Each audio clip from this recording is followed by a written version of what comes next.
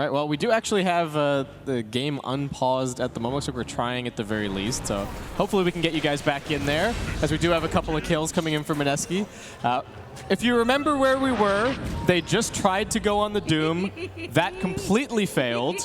And then everybody on Mineski came in and just obliterated them. So Navi losing 4 heroes there. Ajit just marching to the mid lane, and Mineski now with a 5K net worth lead as they smoke up to just get a little bit ahead of the Medusa, seeing if anybody is stupid enough to come and try and defend this mid tower, and they are going to be looking for Magical as well. They have an idea that he's here.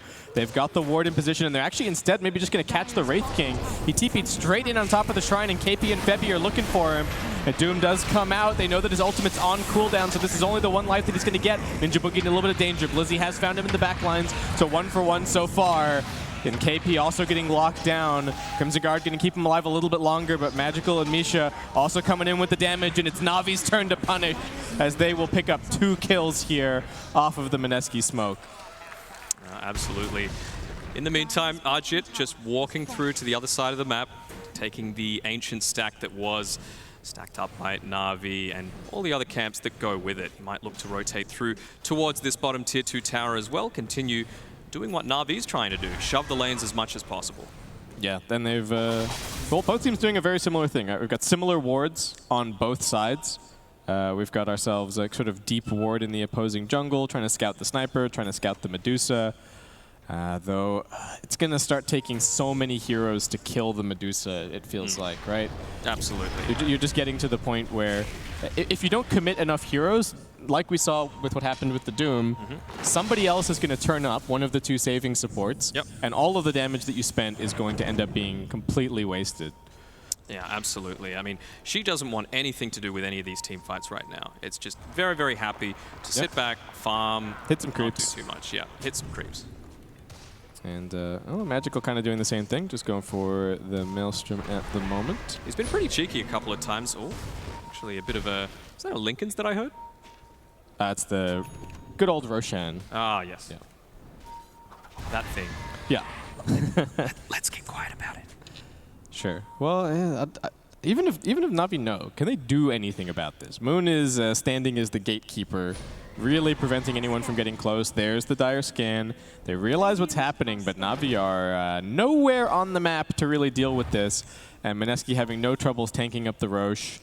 They do have the Hellbear aura over on the Doom. Febby standing just close enough, going to keep spamming out that minus armor. And no trouble whatsoever for Mineski to secure this. Is this primarily a farming Aegis in your mind, or are they actually going to go and take some objectives with it? I think it's objectives time. You know, they had a hard time killing him so much more before. You don't want to give Navi time to, you know, make those Midases worthwhile. He's trying to catch out Blizzy. I don't think they will be able to finish him off. No. TP's uncle down, almost finds him, didn't actually swashbuckle all the way into the trees, but okay, he escapes. Moon, also same story, just shoving out the side lanes. Yep. Navi taking control of the bottom lane a little bit, but the same problem they're going to have the Medusa is KP is just happy to sit here, and even though they have 3 heroes down here, they don't feel confident at all about their ability to go on KP and force anything. Looks like they want to defend this tier 2 top area. I mean, they're going to find a few heroes pretty soon, but they know that there's no Doom here, so they can invade their own jungle with 5, go for something, but Magical in a really bad position and just getting auto-attacked down. He will just make it over to the shrine, but it cost him the Will-O-Wisp to save his life. Febby wanting to chase in a bit further to get the sniper kill, but he's overextended, and now they've also caught out the secondary defensive support. Ninja Boogie in some danger, but Blizzy, he's trapped himself inside the trees somewhat, does jump out now. He's getting auto-attacked down. Can he escape? Boogie. Oh, I think was that the double proc? It was a lucky proc, especially with no KP there as well. You know, able to turn a 5v4. They also popped the shrine, which did help with the sniper being able to survive, but it was still a relatively even trade. You know, a core and a support going down for 2 supports. Yeah, still favoring Mineski at the end of the day, and they've got a double damage on this Medusa. Yeah, absolutely. Vlad's on the Vengeful Spirit, but Febby not there. He's actually over up here at top. Chu knows exactly what he's up to. He's got this ward sitting here, but seems like Febby also has a pretty good idea. And KP running over. I don't know if the Wraith King really wants to get too involved. Febby, all right, is going to just swap himself out of there. Moon also converges onto the Shadow Shaman. And down goes Chu, plus a little bit of bonus farm for the Mineski side. They're actually denying the wards, you know, making sure they can get as minimal farm as possible. I wonder if they'll realize that that was warded there, because Febby should have been out of range for the vision. It's actually just not clipping the range of it in that top lane area. Oh yeah, there's 2 sentries up there, and neither one of them sees this observer. Yeah. It's a nice positioning, and Mineski's smoking up, looking for something. They're going to run straight into Misha. It's just the 2 supports so far, but they do have pretty decent damage. Swapping him back in the auto attacks, along with the Purifying Flames, it's only going to take the 2 supports from Mineski to get this kill. And we saw it in the previous game. Once you give these guys a little bit of a lead, they just run away with it. 8K net worth now, rallying behind their Medusa, taking out these tier 2 towers. We do have Crystallized split pushing bottom lane a little bit, summoning up his skeletons. But I don't even know if he's going to be able to take too much in. Mineski are looking to force him back. They're heading high ground with KP on the front lines. He doesn't really care about the tower shots at all. And Navi not in position for this, really. The sniper isn't even coming back. Yeah, they've still got that Aegis for 2 minutes, so Ajit's going to be able to stand on these front lines, really happy to just make sure that, I mean, that finally the sniper TP's back, but Crystallized was showing on the bottom lane the entire time, and once again, are they just going to be giving away a lane of racks to Mineski? They got their opportunity with the Terrorblade in the previous game, and Navi, what are they going to do? They do have the Will-O-Wisp. Moon's just waiting for these shrapnels to go. Yeah. All right, finally they get the Wraith King coming in here. They are going to take out the bottom tier 2 with the skeletons. Dusa might be happy to die here, lose the Aegis, come back with full HP, full mana, just trying to kite a little bit further away. They use the Will-O-Wisp, they swap back onto the Oracle, so he's got the save available. Dusa still not dead just yet. They're actually leaving Ajit alive somewhat, finally killing him off. And it's a little bit of a commitment from Navi. What can they actually get? Chu thinks about that shackle, but Moon chasing in now. They've still got backdoor protection enabled, actually. Maybe not the best fight for Mineski to be taking in this situation, but as the Crimson Guard gets popped, Moon becomes so tanky. They will keep him alive with the False Promise, and they're just standing there with Ajit. Chu does buy back into the game. They've got the lockdown onto the Medusa, and Magical's laying in with the auto attacks, but KP's found him with the Doom. Pushing back the Sniper, though, he still just stands his ground and keeps on auto attacking away. They get the disarm on the Medusa. Saving support still doing their job. KP in an awkward spot as he gets left behind inside of the base, and that's a dominating streak for Magical. Navi holding successfully here against the high ground move from Mineski, and they will be able to regen back up on their racks. Oh, the odds of that going back in their favor were so small, but it only cost them a single buyback. Only the Shadow Shaman needed to buy back for that. I thought surely this is going to be a free lane of racks for Mineski. They'd only used 1 ultimate, I think, prior to that point. Will-O-Wisp, not off cooldown, was used to get the actual first kill on Medusa, but still, it was a successful defense.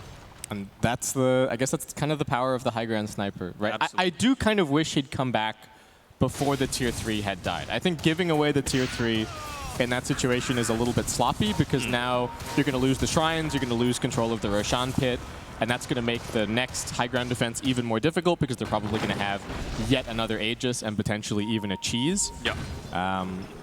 But the bonus of that is that the Wraith King has bought up his Radiance recipe. Right, so that's going to be having a constant impact in these team fights. If he's right in deep, it means that he will be able to cancel out that effectiveness of the Tiny as well, being able to blink in onto the backline and disrupt the fight.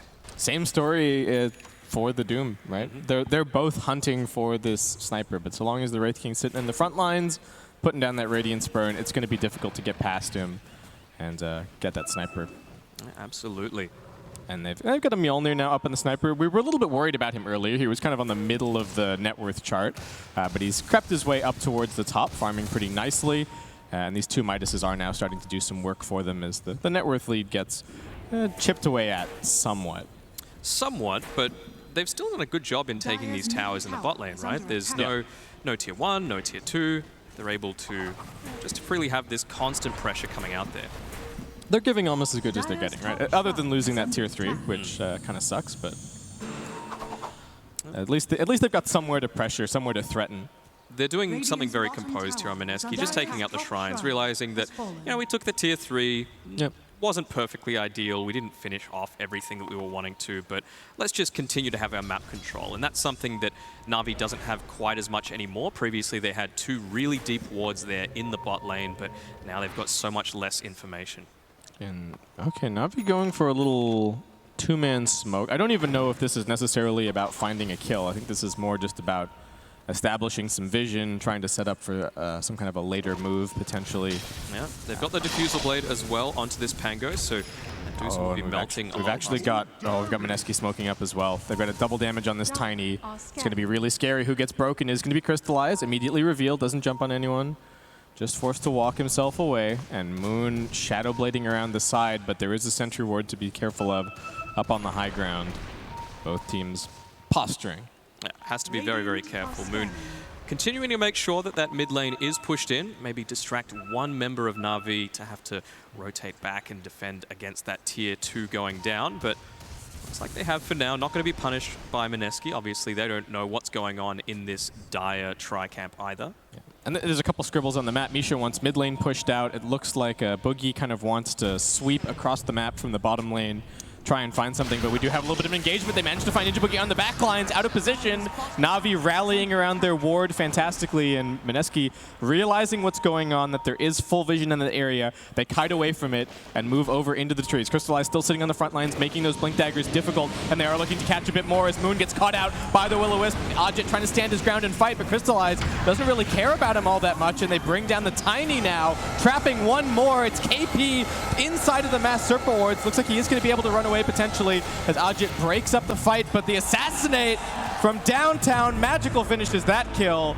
Ajit thinking about going back in as KP does actually buy back into the game, but what can they get out of this? It really doesn't seem like it's going to be anything. I think it was a little bit of miscommunication there. If Ajit stayed in that team fight right in the thick of things, then that KP buyback could have done something, because he would have been able to come in, have that Doom available, be that secondary damage source that was coming through. But what's going to stop them from just running away as soon as the buyback happens?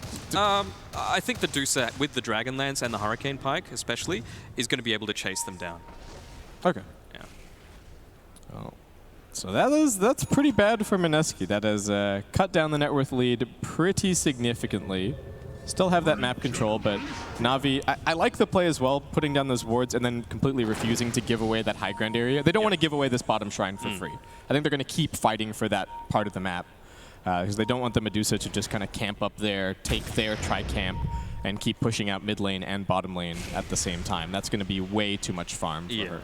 It's one of their few bastions of safety that they've got left, right? They were so composed in saying, right, do not leave this area. Like, I think Chu was just about to step 1 foot down onto the low ground, but it was just like, no, you cannot let them know that we're up here. We need to take every single advantage that we have. Yeah. Well, it's a pretty fast Roshan respawn, just about to pop back up, but Mineski have not scouted it. It looks like they won't quite realize. That could be the prize for whoever wins this upcoming team fight. They are going to jump into the back lines this time around. Mineski strike first. They get Misha, and Navi will just turn tail and run. They don't have the sniper in a very good position. He's just going to try and hang around his wards and stay up here on the high ground. Roche is up as well. Febi's just scouted it out. Okay. Mineski, what is the plan? Looks like Moon's going to go make space. The rest of the team is going to head into the pit. Yep. I think that's the perfect way to go about it. You don't want to make it super obvious what you're doing. I'm pretty sure Navi would have a good idea, but there's not really too much that they can do with that top wave pushed in so far. If you're Navi, you might not even know that Roshan's back up at this point. I think it was a pretty fast respawn. Yep. So you would be hoping that it was a slow respawn, but unfortunately, the Dota gods are not on Navi's side this time around, and it is going to be an Aegis and a cheese for Mineski. And that cheese, I guess, even more valuable when you've got these super high HP heroes along with the Oracle as well. And Febi's actually building into They're smoking, they're coming, but it might be a little bit too late. Crystallized has already jumped in, but it's right as the Roshan falls. He's a bit out of position, and Febi takes advantage of that, swaps him back away from his team. They put down the Will-O-Wisp to try and create some space for him. Splitting up Ajit, he's going to focus on the Will-O-Wisp first. They've actually lost KP on the other side of the fight. He was jumping towards the sniper, but the team was there to protect him. And Navi actually the ones to get the better of that. So difficult to go on Crystallized now that he's got this Radiance. Yeah, and they'll take down that tier 1 mid as well. Oh, gets a quick glyph off, just delaying it by a little bit, but still more map control going their way. That was the first death after the buyback as Lynn's well. hunting. He's going to spot Misha once again. Who are they actually going to go for? Crystallized in a bit of a weird spot. Losing some mana, needs to be careful. They do have the chakra to keep him topped off, and they were just looking for that mid-tier 1 tower, though unfortunately it will just end up being denied by Febi end of the day. But they got to be happy at least for the map control. And the fact that they're actually scaring away Mineski, who just took the Roshan, That's got to be a pretty scary sign if you're Mineski at this point. I think they realize that they need the Doom there, right? He's got the Crimson Guard, he's got the Auras, he's got that constant threat of the Doom happening, and the Centaur Stomp that he's got eaten up. So it's just that constant presence that you need to be worried about. And I think for the itemization that Navi's gone so far, they've done very well to keep in this. You know, they've realized that Mineski's timer meant that they were wanting to go forward now. And I just want to go back to, again, that team fight around the shrine that's remaining for the Dire. Like, they knew that that was the spot that was being invaded. And just having the patience and the restraint to be able to say, no, we're not giving this up is highly underrated, and it has given them a shot at staying in this game. Especially when they're down 1-0 like this, right? This is a kind of a make-or-break game. Want to punch that ticket straight into the grand finals. They've got more and more control, racking up on the Pangolier as well. He's picked himself up a Basher. So Navi, more and more items, more and more damage. And it seems like, okay, they've got the Scotty now on the Medusa. So kiting is going to be a little bit more difficult. They're jumping in. They don't quite manage to find Moon. He jumps away. They're threatening the Rolling Thunder. They put down the ward. They see where he is. In comes the Will-O-Wisp. Can they actually kill off Moon? That's the question, though. The rest of the team is on their way soon, and he's pretty tanky. The damage is coming through, but they're chasing after the Sniper on the other side of the fight. He got split away from his team. Febby pushing him back. But now the rest of Navi coming in now. Moon will choose to buy back. Crystallize trapped inside of the river, but they're once again locked onto KP. He hasn't been able to get off the Doom. He does have the cheese, keeping himself alive for now as Aegis gets trapped inside of the Mass Serpent Wards. The Manta will quickly deal with that. It's only the one death so far. Moon's looking for a little bit more of a catch, and they will get Chew, but it's only the Navi supports really being chased as they retreat back towards their high ground. It was a buyback being forced out as well on Moon, so I think Mavi would be very, very happy with that trade. We've seen it in a couple of these team fights. It is able to outrange the Will-O-Wisp if you're right on the edge with that Dragonlance or Hurricane Pike. So it's been a couple of times that Aegis been trying to do that, but some really nice positioning coming through as well from Misha here on this Keeper of the Light. Yeah, and at that fight, if Mineski hadn't chased away the Sniper, I think that would have looked so bad for them. Because Sniper playing with the rest of the team would have done a ton of damage. Mineski do run forward and take out the tier 2, but Navi always going to be about that high ground defense more than anything, just playing defensively for that. And the Tricore keeps on scaling for them. It does, but they're losing a few objectives now. Mid lane is getting pushed in as well. It's going to be falling down very, very shortly, this tier 2. The Shrine going down as well very, very shortly to Aegis. So it's just much less space for Navi to play with, and it feels like they're getting choked off more and more. All right, we're moving in the direction. I don't think it's quite going to get to this point, but if everybody was 6 slotted, all 3 cores in each team, do you have a favorite? Because that is kind of the direction we're moving in. I mean, that's what Navi wants. That's what they've got on the Midas build on themselves. So I would have to say Navi at that point. But I think it's not going to get there. It would surprise me a fair amount if this game wasn't done by, I'm going to say 42 minutes. I think that's where it's going to start to go a bit more in the favor of Navi. Are you surprised at all between the net worth gap between the Dusa and the Sniper? It's not really all that much, to be honest. And Dusa had an amazing start. Right? Dusa was like 5K net worth before almost anybody else on the Dire team was like 3K this game. Yeah, and I think it's just because of Magical. He's been fantastic in these team fights. He hasn't died a single time. He's 6, 0, and 7. So he's getting a lot of this gold from actually getting kills. Oh, Crystallize walking up on the mid lane. Almost has the AC completed, so going to beef up his team even a little bit more against the Medusa. Going the MKB on this Sniper as well, so that's a lot more damage coming through for him. Finally looking to again pressure this top tower now that all of the outer towers are taken, as well as both shrines. But they're going to have to catch the Sniper, right? The Dusa almost has Butterfly, but it's not going to matter much in the face of the MKB. I don't know if they want to. The Aegis just expired, so will they have the guts to be able to push in onto this high ground where Navi have shown at being so competent, having the restraint, having the positioning. That's right as the Butterfly comes up, the AC and the MKB both getting completed on the Navi side. So they're blocking a lot of that damage, and they're dealing extremely well with the evasion. Ninja Boogie breaks the smoke, but he's in an awkward position. Aegis down on the low ground. Can they actually get Boogie into a good position? Will-O-Wisp splitting up the team fight, keeping the supports away from their big core, and Mineski are all over the place. They're going to drop the Doom onto the Pangolier. Misha getting slowed down a little bit. KP still chasing Magical. Finds his feet on the high ground, though. Digs in his heels, and we'll just start auto-attacking as both teams disengage with not really all that much to show for it. Yeah. He's been really good at having that absolute maximum range on himself. He's been using the active on the take aim, not just to have effectiveness in team fights, but we've seen a couple of times in the earlier game where he actually denied the wards as the runes as Tiny was approaching them to pick him up with his bottle. Oh, Mineski.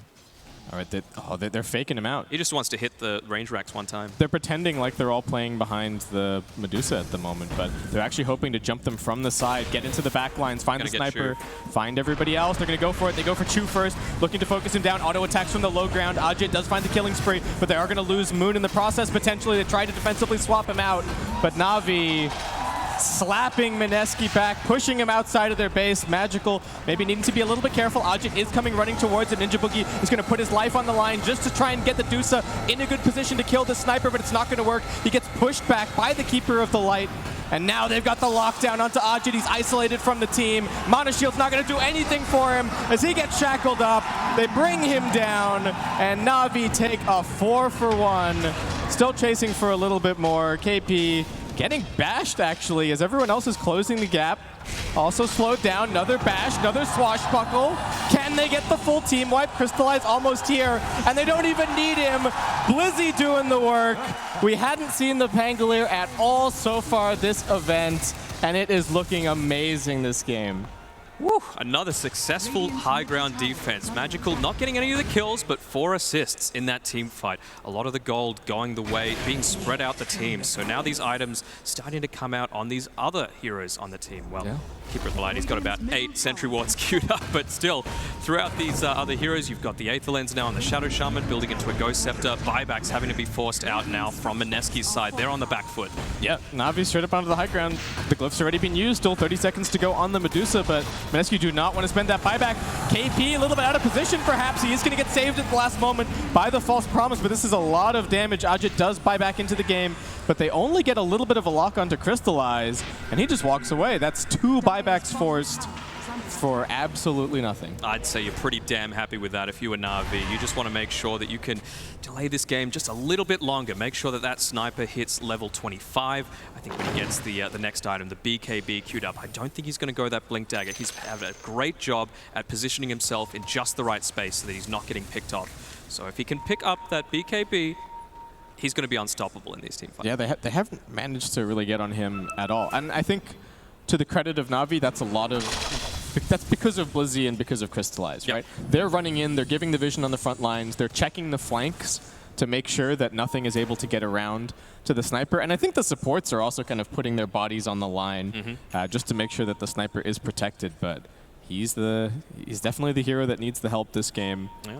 And it's working out great. A little bit of additional survivability for Misha as well. He's got the Glimmer Cape built up for himself. So not only just for him, for Chu, as well as if they do get onto that sniper. Yeah, at least Dusa. Okay, so Dusa not going to be going for an MKB. Is just going to go for a BKB this game. Going to help out against the Blinding Light. Going to help out against the Radiance Burn. All of that mischance, I think, is actually super annoying for Dusa in this situation. But we'll see if that's going to be enough to start turning these team fights around potentially. I think it could if Medusa's able to get up his level 25 or her to level 25 as well. Get up that 1,000 mana talent.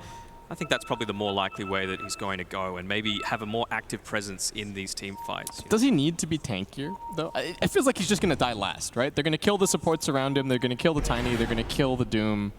But I think he's going to change the way that he's positioning himself in these team fights. Actually be more forward. Have a bit more impact from using the Stone Gaze.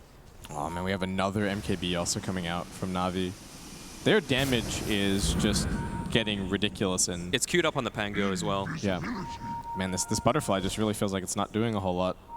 Maybe if it had come out a little bit earlier before the MKBs would have been really scary, but he opted to finish off the Hurricane Pike. Smoke coming through here. And he's actually bottled up an Illusion Rune as well on Ajit, so a lot stronger kill potential coming through from him. They might be able to they're trying to catch the back lines. They see Chu. They're going to go for him immediately, but Magical's already inside of the base. Sniper's going to be okay. He's going to try and join the rest of his team. And the Will-O-Wisp plus the Pangolier stun. They already bring down one. Boogie's dead. Febby also down. They've lost their 2 defensive supports, and Magical with his BKB is just chasing after Mineski. Pushes himself forward. Ajit trying to escape, but Crystallize and Misha are all over him. Does nicely Manta dodge that stun as Moon still in the back lines looking for something. But I don't know if he's going to try and cut the wave, I think, but Navi just heads straight into the Roshan pit instead. Yeah, this magical artillery doing so much work, just sitting there on the back lines, getting closer and closer to that 25 himself. Look at this damage. Roshan's just absolutely melting. Yeah, I mean, that's the benefit of having, what, The full, 2 MKBs so yeah, far. full tricore. Yep. All right, there you go. We've got the Aegis on the sniper. Cheese on the ground. Looks like it will be going to the Keeper of the Light. He's also got a refresher shard. Refresher shard. Yeah. So not nearly as strong as it used to be, the double Will-O-Wisp, but can potentially get some extra AoE on that. And going to be annoying for Mineski in these fights. Even just having the second one, if that happens to go down behind the Medusa and stops the 2 supports from getting any saving spells on her, that could be really scary. Absolutely. And we've seen in these team fights, right, just that little tiny extra bit of survivability. We've said it time and time again, those braces, such a value item these days for those supports. It enables you to make sure your cores can do their work. And we've seen Magical do a ton of damage in these team fights as well. Those previous high ground defenses letting him build up into this Ghost Scepter on the Shadow Shaman. He would have been finished off very quickly otherwise. And then, of course, the Glimmer Cape coming out from the Keeper of the Light, in addition to his Will-O-Wisp, just creates so much space. Yeah, both teams are effectively trying to do the same thing, right? They're trying to get onto the supports first, kill them off, and then follow up with the rest of the fight. But the Navi supports, I feel like, have the item advantage in terms of they've got the Glimmer, they've got the Ghost that you're talking about, and third MKB. Triple MKB. Medusa may as well. The Butterfly's still giving her some damage at this point, but it's really not providing the levels of survivability that you would hope to have from this Medusa. If Ajit gets isolated for even a second, I think he's just straight up dead at that point. Now we've got a bit more burst potential coming through from the Tiny. Picked up the Daedalus, and we've got the level 25 only on the Medusa right now. So Crystallize and Magical still haven't picked it up. They do have the double damage though on Crystallize, and they're sieging. All right, well, this is where Dusa really starts to come online as well. Back against the high ground. Went the 1,000 mana talent as well. Yeah, all right, so very tanky, but it's getting chipped away at a little bit. Moon is threatening top. Mineski going for somewhat of a rat play, though he is TPing back now. Melee Barracks about to fall, but we're at the stage of the game where a single lane of racks not going to be a big deal. It's all going to be about these upcoming team fights. Somebody can get megas potentially. And I think Navi would like to go and tick these shrines off the list before... Yeah, someone needs to defend it, and it looks like Crystallize will be going back. Okay. Nicely done by Navi. They very disciplined in retreating, right? They back all the way into the fog, then somebody TPs. They're not going to give Mineski any easy opportunities to catch them on the way out. Yeah. Kip, we're approaching 42 minutes. Okay. That's when I said it would swing back to be more of a guarantee for Navi, and that's really how... I mean, you can feel it, right? This is Navi's game to throw away. At this stage, yeah. They've got the 10K net worth lead. The Dota Plus is with you as well. Things looking really, really good. And they're hitting all these level 25s, too. So Wraith King getting scared. Feels like Wraith King just hasn't really been dying this game at all, other than a couple of early pickoffs. Crystallize has been so difficult to deal with. Yeah, and he doesn't even need to go into the Skeletons build, right? Because you've got Magical to do that. You've got Chu and his Mass Serpent wants to do that. Just tank up. Be that pure frontliner that's impossible to kill.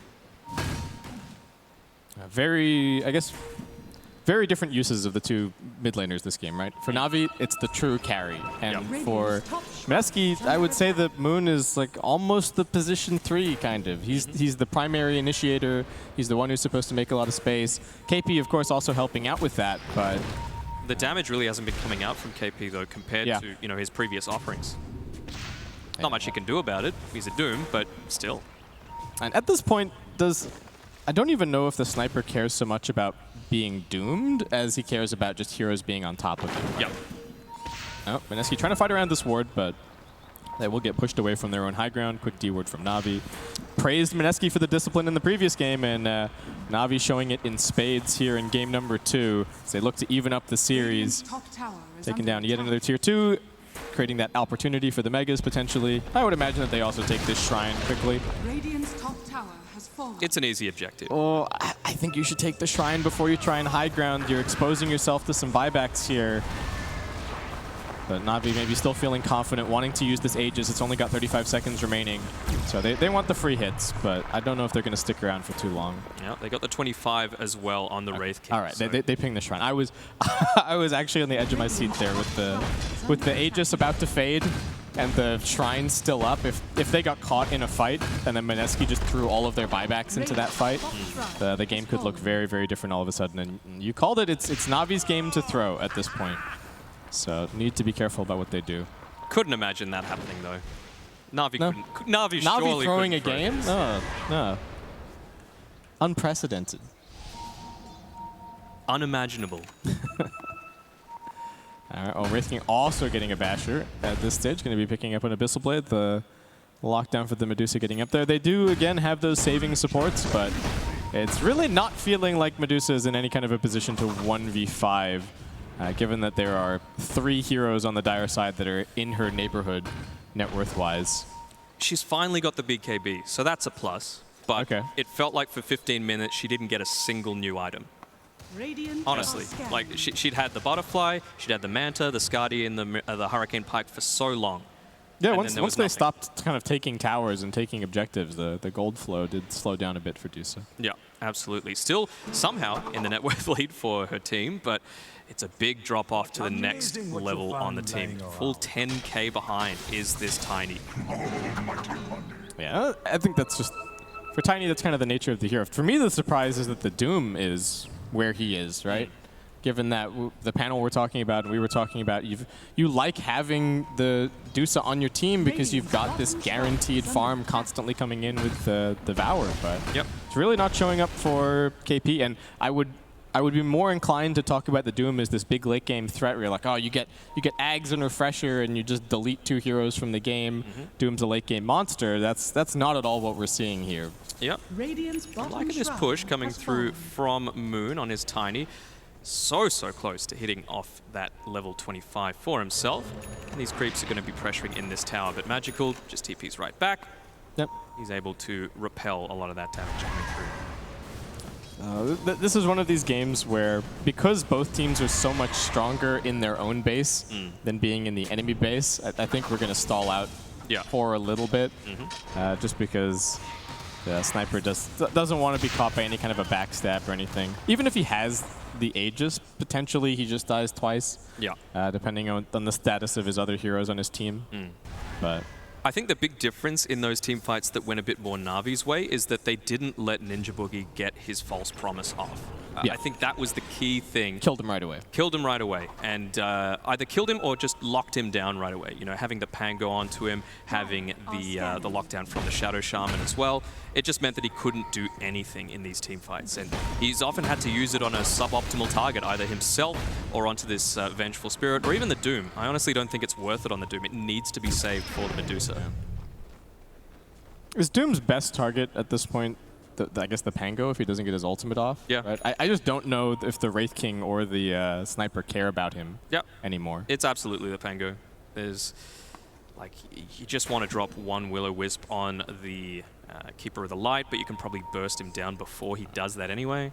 All right, Mineski smoked, hoping to get them before they make their way towards the high ground. Moon's on the front line. Hoping for that disorganized fight. They've got the vision in the back lines. Going to be looking for something. The Sniper a long way over, in the middle of his team, being protected. And it seems like Navi, they've got some kind of idea of what's going on here. They're going to send Ajit in first. The smoke breaks. They need to just get around the corner. They get through the fog. The Will-O-Wisp has immediately been dropped. They're trying to focus the Medusa first. Can they save her? Yes, they can. They've got the swap out from Bebby. Ajit finally gets the BKB off, charges forward into the Will-O-Wisp, and just auto-attacking onto Crystallize. They haven't really activated the Sniper just yet. And they found Blizzy in the backlines, but he survives the shield crash. Too much for him. They will bring down Chu, but they're controlling the Medusa. She gets the Stone Gaze off, so Magical kites away for a little bit, but he's going to come back into the fight soon and starts in with the auto attacks. He's looking for KP as well, trusting his team to bring down Ajit, and they will get both of these kills. They've both got buyback available, but Navi, perfectly executed team fight for them. And the crowd is cheering their name. And Crystallize still didn't die. He didn't die a single time in that fight. Yep. So he's still got his reincarnation online. I don't think he's died a single time in like the last 30 minutes. Yeah. To be honest, this Wraith King looking really good, and that's what you're hoping for when you're you're picking a hero really early on. The game is still having a big impact. They're not going to go for the swap onto the sniper. They've got him. Navi, we're not ready for that. Crystallize as well. He went down that first time. Oh, Navi. All right. Can they actually disengage? They lose the Keeper of the Light pretty much instantly. Crystallize worked down again. Mineski, the timing on those buybacks just completely catching Navi by surprise. I mean, we call out this high ground defense, right? It shows its head again. Just being able to blink forward, not know exactly where that Tiny is. Just a split second is all it takes to be able to realize. Roshan is up again, forcing the buyback out from the Keeper of the Light. I don't think they would want to use it just yet on the Wraith King and the Sniper because they've shown they can defend this high ground. I think they want to save it. They don't care if the Medusa has 2 lives. This, I don't know. I was about to say this could be the home stretch at this point, but this game could actually go for a little while longer, especially with this Aegis now being claimed. I mean, what new items were picked up by Mineski as a result of that? I would wager 0 because they had to use the buybacks. So there's no different situation compared to the other pushes that they've had onto the All right, okay, Deuce is... Well, Ajit's going to go all in. Got the Rapier queued up. He's got the Aegis. It's very, very close. And it seems like Mineski, they are making their stand at this point. All right, here we go. Heading towards the high ground. They don't want to use either of these buybacks. What's our glyph situation? Both teams having glyph available. Navi might be forced to use there. The blinding light, a little bit annoying. Ajit does dispel it immediately. They push onto the high ground. There's the glyph. Didn't actually get delivered to him. It's still on the courier. Yep.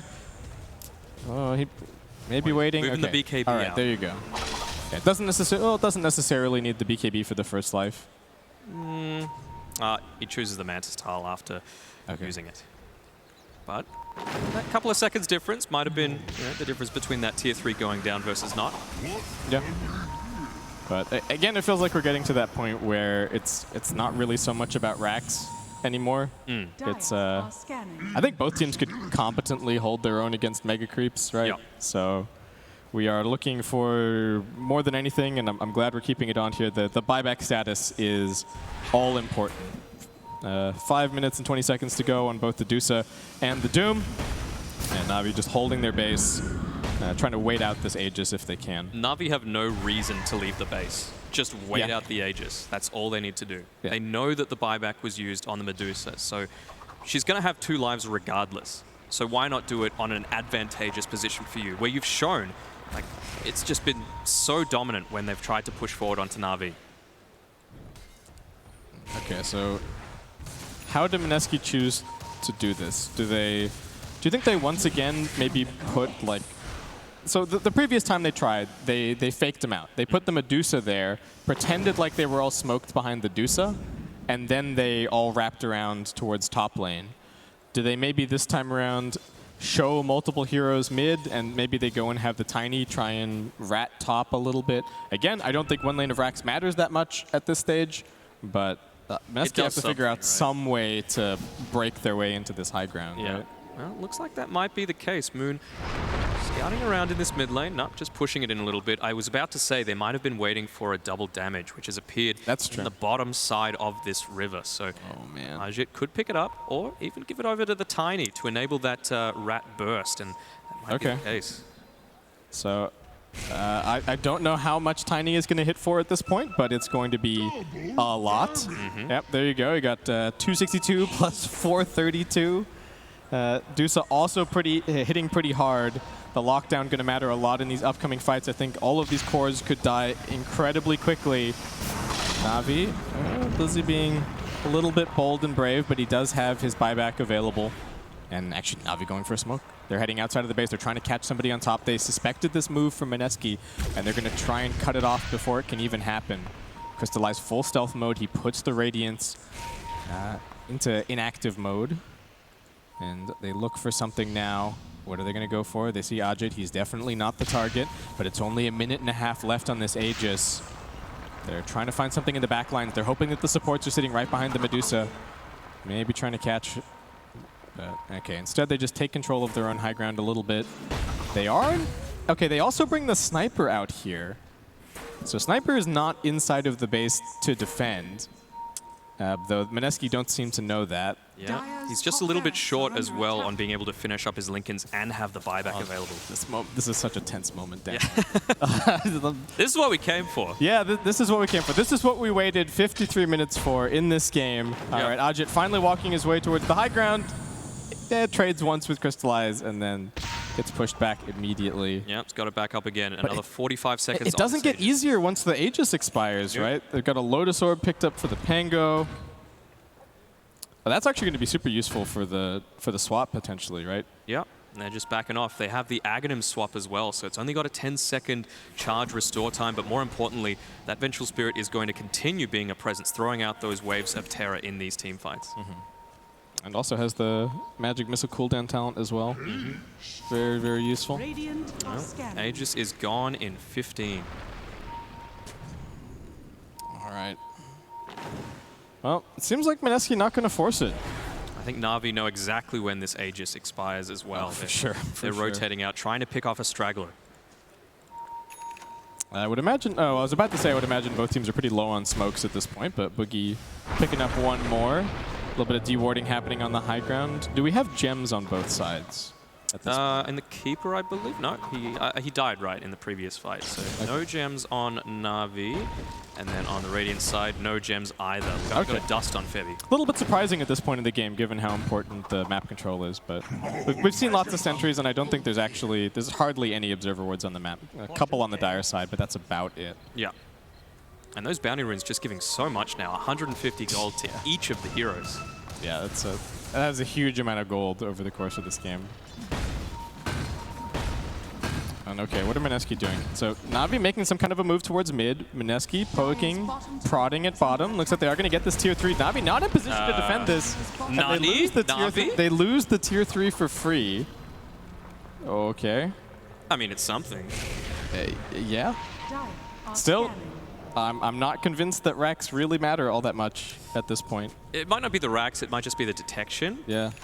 You know? That's true. It's annoying now that they can kind of get attacked on both sides.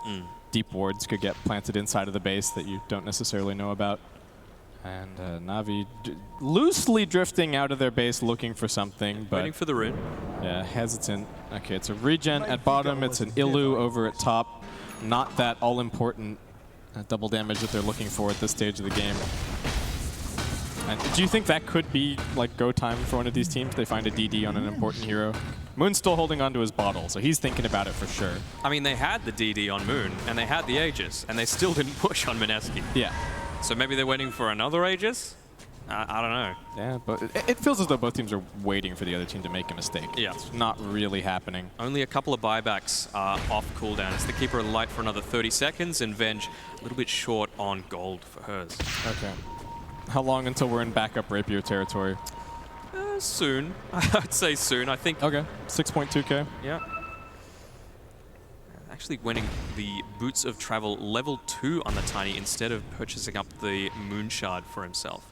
So they could have the Doom maybe out scouting for something, and then Tiny comes TPing in. They could get a pick off on somebody that's trying to sideline push. Yeah, he's still got the Refresher Shard as well on this Doom. So the double Doom is there and available. Also the Cheese onto KP. So certainly very, very tanky, even queuing up a Refresher Orb for himself. So triple Doom, maybe that's what they're waiting for.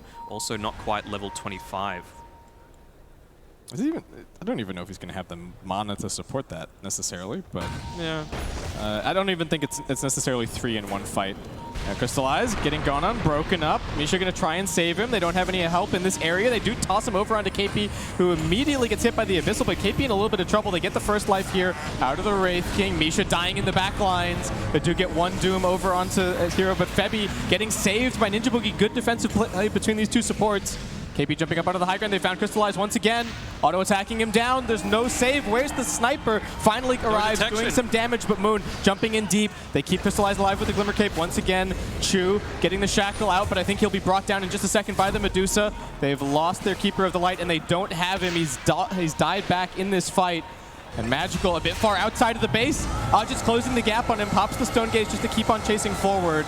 They found KP, but where's the damage actually going to come for? Blizzy doing his best. Crystallizing Magical coming back over, but the Doom staying alive, being protected by his team. They've lost the two supports now, though, and Navi will find 3 in this fight. Oof. Crystallize doing so much there. He was in danger for a big part of that. He went down the first time. I think he only hit one Wraithfire Death Blast onto the Medusa. And then after that, you've obviously got the time where you can be killed. And they were able to create the distraction with the Keeper of the Light to make sure it was only a support going down instead of such a high bearer of net worth on the team. Yeah. And the only buybacks from Navi are their supports. I think the only thing that goes well for Mineski really there is that the sniper is not in position, right? It takes him a little bit to get over, and he doesn't even have boots at this point. So he's actually very slow in terms of moving around these fights. Does have a haste rune to compensate.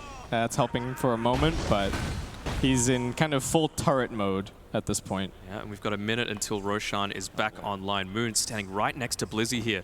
Yeah, he's making these sneaky plays. The gem is actually on the courier. Moon pops out, hoping for the crits, hoping for the kill, but it's not enough damage. Too tanky on the Pango, and Moon, he tried to make the big play, but will end up paying for that and immediately buying back to go back and push out these lanes some more.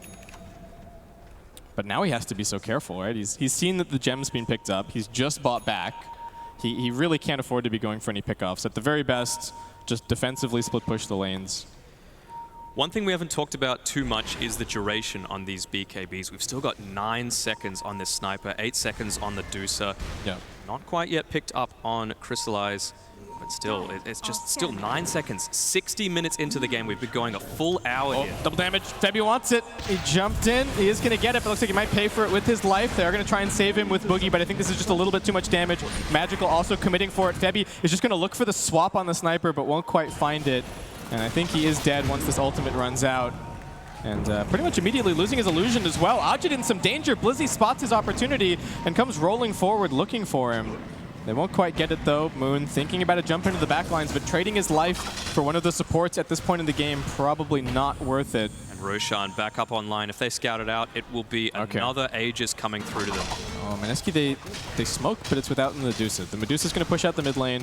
Everybody else heading around. Febby's still dead for 50 seconds, and this Roshan is dropping extremely quickly. Not sure who's going to be picking up what in this situation. Magical, a little bit slot limited, but it does seem like he's moving forward potentially for that Aegis. All right, he picks up the Aegis. They've got the refresh shot on the Keeper of the Light. Now, when they had the Aegis previously, they didn't push the high ground. Now, they've got more of the items on their team. They've got the refresher shard as well onto this Keeper of the Light. So I think now they're a lot more confident in wanting to push forward. They know the Venge isn't up for another 20 seconds. Will that be the case? But they want to keep pushing? Doesn't seem like it. It's just... I think they want to catch this Tiny, right? The Moon is constantly split pushing the side lanes, and he's just giving Navi something else to think about every time they go for the high ground. If they feel like they're ahead, which I think that they are, they don't want to force any kind of dumb base trade situation, right, and lose the game that way. Potentially TPing heroes back to catch the Tiny, who then TPs into a 4v5. Maybe some BOTs would be a good idea on Navi at this point. Literally everyone has them except for the Keeper of the Light, and the Wraith King has it queued up, but he's got 7,000 gold, so he's fine. Yeah, that's right. Got a Moon Shard on the Deucer. I think I asked you like 20 or 30 minutes ago, Danog, like, oh, what happens when everybody gets 6 slotted this game? Navi wins. Yeah, that seems to be what's happening so far. Oh, this Pangolier is going to do a lot of damage if the fight happens very, very soon. He's already got the Arcane Rune and the minus Swashbuckle cooldown talent and the plus Swashbuckle damage They've talent. seen Moon. They're just chasing after him. Crystallize finds him inside the trees. Moon, what can you actually do? Pops the BKB, they broke pops the trees Shadow for Blade, him. and will be able to blink away. Thanks, Blizzy. All right. You think he would have been fine anyway, right? He blinked out. He blinked out, but still, just giving him that giving him that pathway. opportunity. Yeah. All right. So the lane's slowly but surely encroaching on this Mineski base. We've seen this before from Navi. They've been in a very similar position. They've got this Aegis. But we saw the same thing from Mineski last time that they were trying to high ground. We're short a couple of buybacks here. Net worth is, I would say, comparatively close for this point of the game, 11K. Win probability still liking Navi, but we've been faltering around so far this game. And it's all going to come down to these upcoming couple of team fights. Who gets the better positioning? Who gets the better jump? Who has the better vision? And that is exactly why neither team wants to try and break the opponent's base, because that's where they've got advantage on all of that. Yeah, they're used to these long games, right? They had a 75-minute game that we saw before against Team in the group stage. Do you think that's going through their heads at the moment, that they played an ultra-long game? Well, they're the aggressors this time, so it's a different type of game. All right. Oh, I like this Lotus Orb a lot. It allows Magical to kind of go forward and attack a little bit without being worried about the swap. And as soon as the Lotus runs out, they're going to back up. It seems like Navi's plan, they learned after those last buybacks for the top racks, all they want to do is chip. This is the same idea as Lifestealer going up and raging and hitting the tower a couple of times and backing up, except in this situation, they're waiting for Lotus Orb so that Sniper can go up and get a few auto attacks in the tier 3. There you go. Lotus again, and a couple of auto attacks, back himself up. Yeah. Has to be very, very careful about getting tossed back, but obviously that Lotus does give him the freedom to be able to do what he wants. Okay, there's another big blue rune spawned over by the Roshan pit. I don't think either team has scouted it just yet, but we're getting to that stage of the game. Ninja Boogie has himself 14 sentry wards. There is a lot of money bouncing around. Just pause 5 things. Yeah. Do you think he bought those for himself, or do you think somebody's funding him? I think somebody may have given those to him. I think he might have bought them for himself because they've still got a few things that they could buy on these. Oh, we got 1.2 gig to spend on the Medusa on support items. Yeah. That would maybe explain it. Oh, Moon, all right. Toss Boogie a little bit. Swap Boogie a little bit. We're going the distance here, Danog. Yeah. I mean, they're similar to the previous situation, right? They're happy to wait out this Aegis. Like, it's going to expire in 40 seconds. So they might even look to rotate out maybe in, I don't know, 20 seconds or so, when it's just on the verge of expiring, to try and pick someone off, maybe in a less than ideal position, because you know that they're going to be clumping up when it's a concerted effort to push towards these towers. All right, here's my theory craft here. You tell me if I'm silly. Yeah. Wraith King Ags in this situation, and then you just go. Oh, well, there you go. He's actually got it queued up, so maybe it's not so crazy.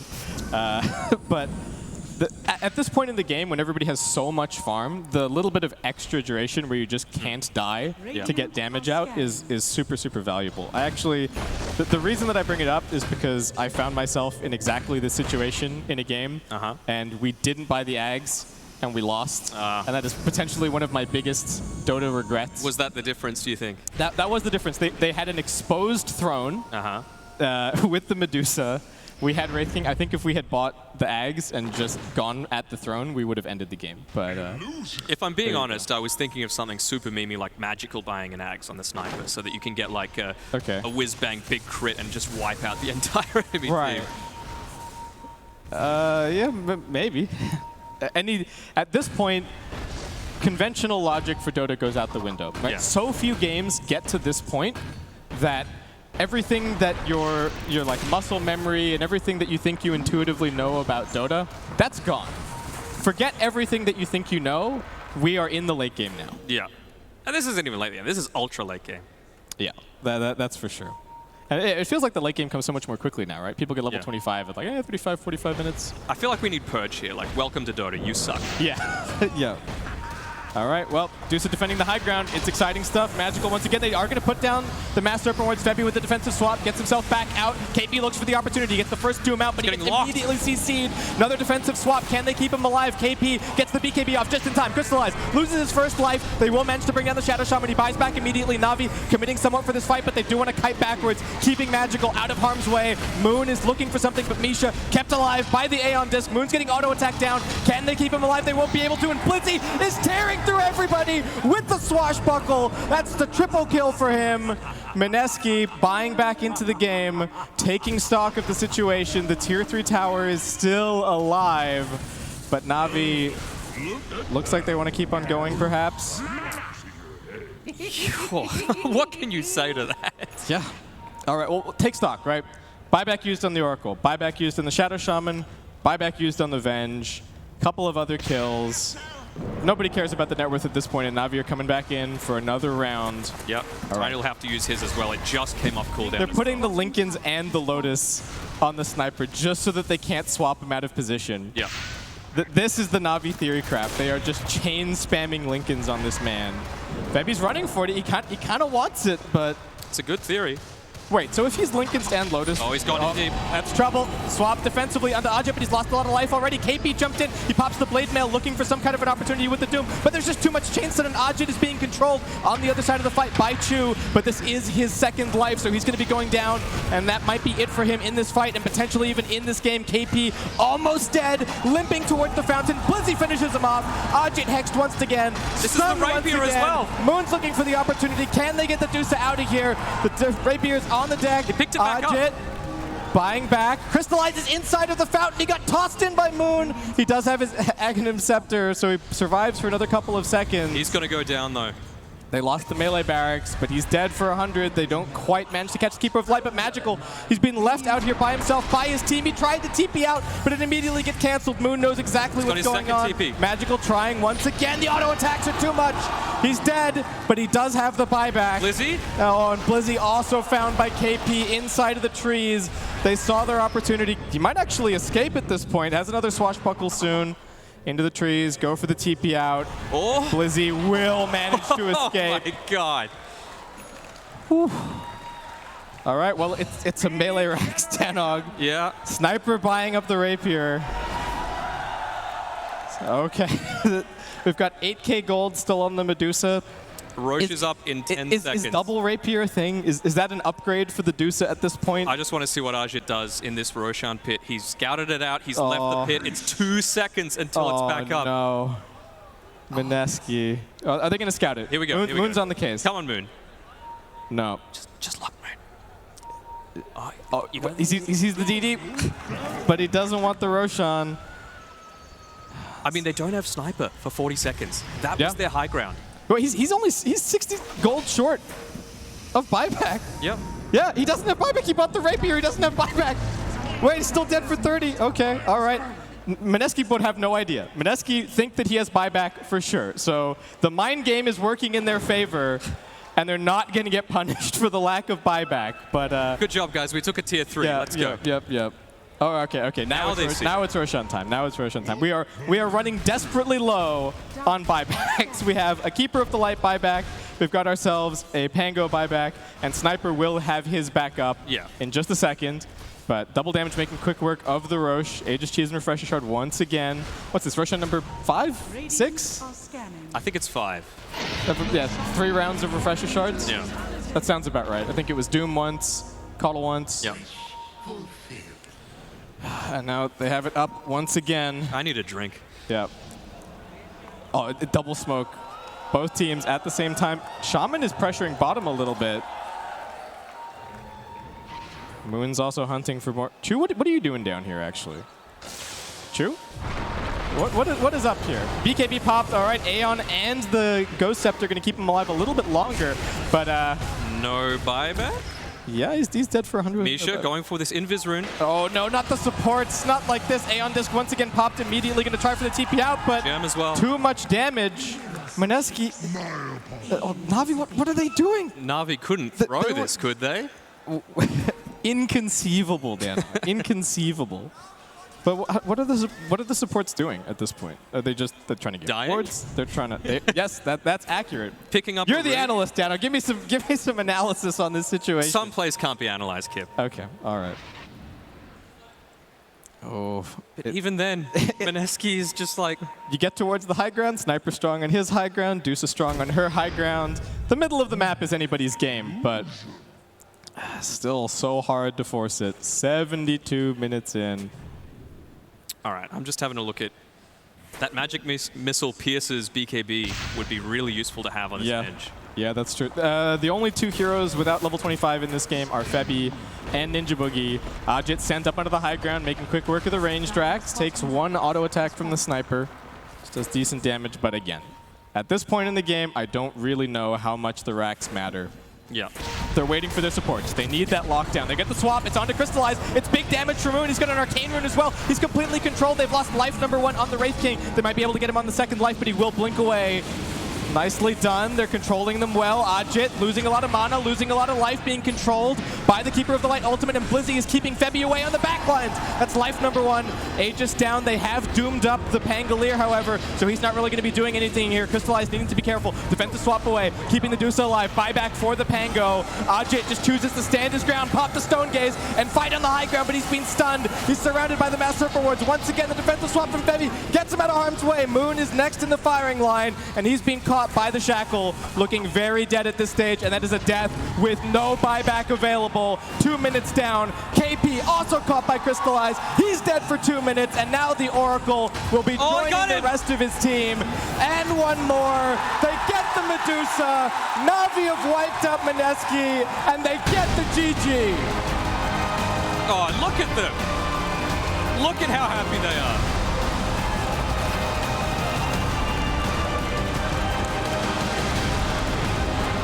We thought at the beginning of this game, it's Navi with the Pangolier. They were going to raise the roof. There was no way that we could have expected this.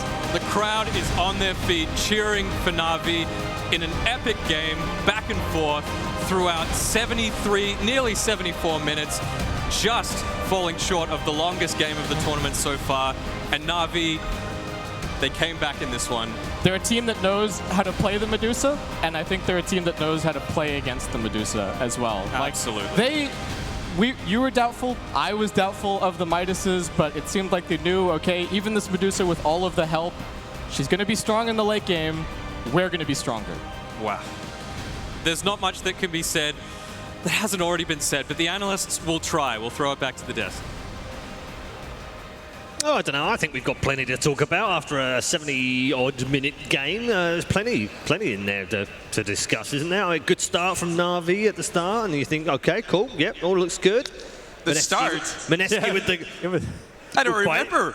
I don't remember the first 20 minutes of the game, honestly. It was a few days ago. It was like years ago. All I remember. Mid-game, going back towards Mineski pushing high ground, Navi holding them off, and you think, okay, it's just a matter of time for Mineski, really.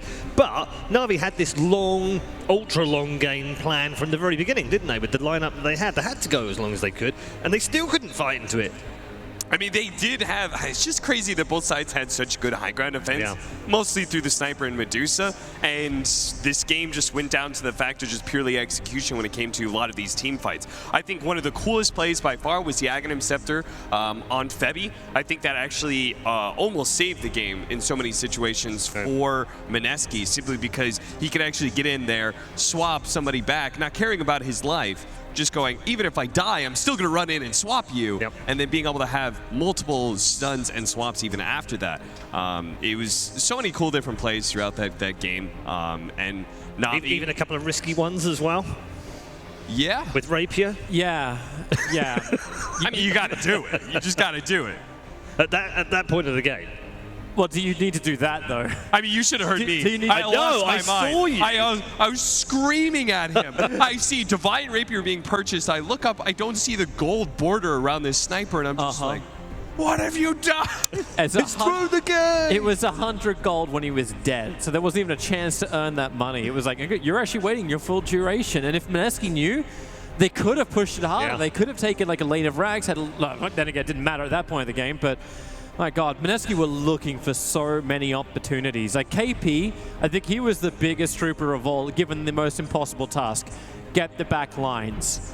Like, find the Shaman, number one, and if you could find the Sniper, even better. But they couldn't get past the line of Navi. They just held, and Sniper's range is unbelievably good. That's why he's a Sniper. We mentioned that during the draft, didn't we? We went through and you looked at it and you think, oh, okay, well, it's going to be tough for them to get on top of that Sniper. And okay, sure, they can shut everyone else down potentially in the early game, but the later that goes, the harder it gets to get him. Yeah, but in that early game, I still felt like Mineski were in a very good place. Like they had Moon getting the jumps, they had kill after kill coming their way, they had that chance to push high ground, they took the tier 3 tower, and then it felt like they almost gave Navi that room to breathe. They smoked up, they sat on top of the racks, and what did they go for? Do they finish the objective and start thinking about the momentum into the lanes? No, they actually dived the Shaman underneath the tier 3 tower in mid lane, gave the money over, and then you started seeing items start to arrive. And then it became the battle of the Abyssal Blades, the MKBs being on time to actually counter Medusa's Butterfly. Things like this just it worked for Navi because I feel like Mineski did give them the opportunities to take the fights in an advantageous position. But at the same time, Cap, that a lot of that was led back from the high ground defense that Navi put up in the first place, which allowed them to have that time to get them. Yeah, and I want to give a lot of credit to Navi. I mean, you talked about like the 2 different ways that they are generally going to be playing Dota. I mean, this is basically going back to the Medusa kind of strategy, and all their experience showed at being able to play this kind of.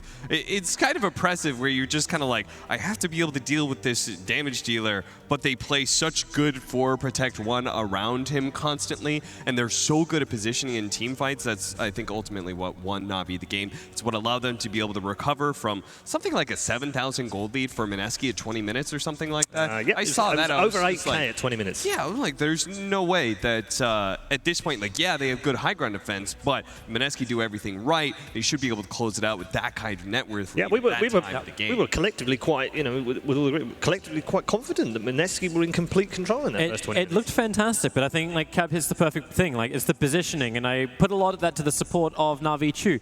Like, his Shaman make KP's life a living hell. He was always on point with the Hectors. I think we had maybe 8 ward traps throughout that entire game. They were always trying to deal with how do we get around. Like, it's like watching a permanent sprout. It's like, oh, I can't cut through this. I have to fight through this. And then it's the chaos of dealing with that, and then the Will-O-Wisp on top. Both the Navi supports just worked beautifully. That's why I thought at the very end of the game when they both got picked off, it's potentially done now. Yeah, I mean, it could have gone the other way. Fantastic game. What an absolutely, truly magical game between these 2 teams. Showed just how close they are and closely matched they are at the end of it as well. It's 1-1 between the 2. It's going all the way yet again. Join us after the break for game number 3. You're picking a hero really early on in the game, still having a big impact. They aren't going to go for the swap. On the sniper, they got him! We're not ready for that. With no buyback available, 2 minutes down. KP also caught by Crystallize. He's dead for 2 minutes, and now the Oracle will be joining the rest of his team. And one more. They get